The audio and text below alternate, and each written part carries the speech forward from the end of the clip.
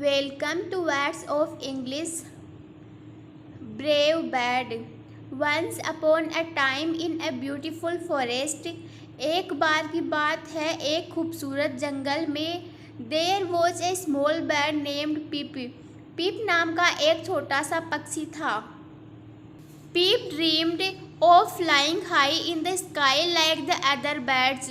पीप अन्य पक्षियों की तरह आसमान में ऊंची उड़ान भरने का सपना देखता था.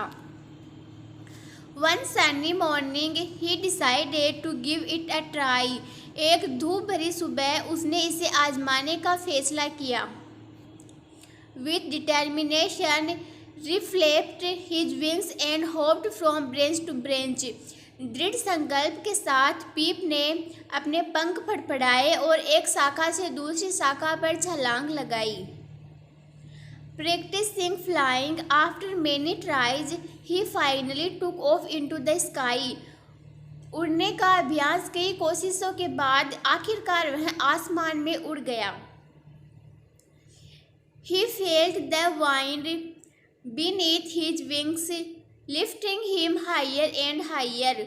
उसने अपने पंखों के नीचे हवा को महसूस किया जो उसे और भी ऊपर उठा रही थी.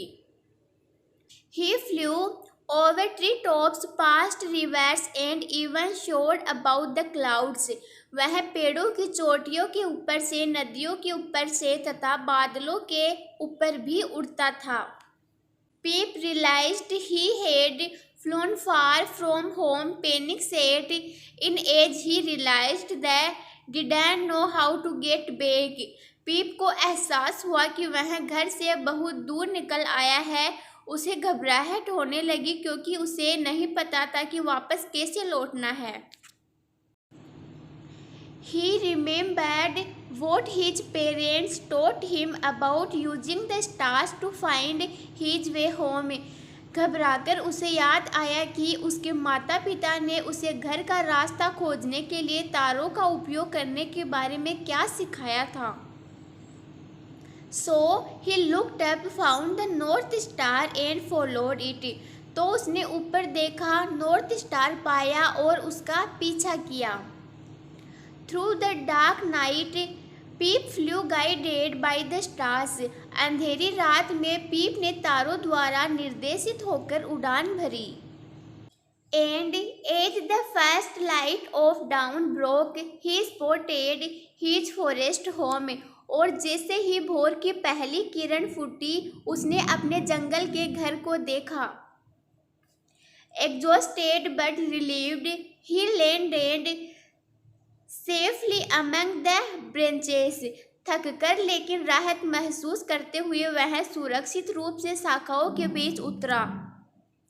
Pip's bravery inspired other forest animals. पिप की बहादुरी ने अन्य वन जानवरों को प्रेरित किया. They admired his courage and determination. उन्होंने उसके साहस और दृढ़ संकल्प की प्रशंसा की.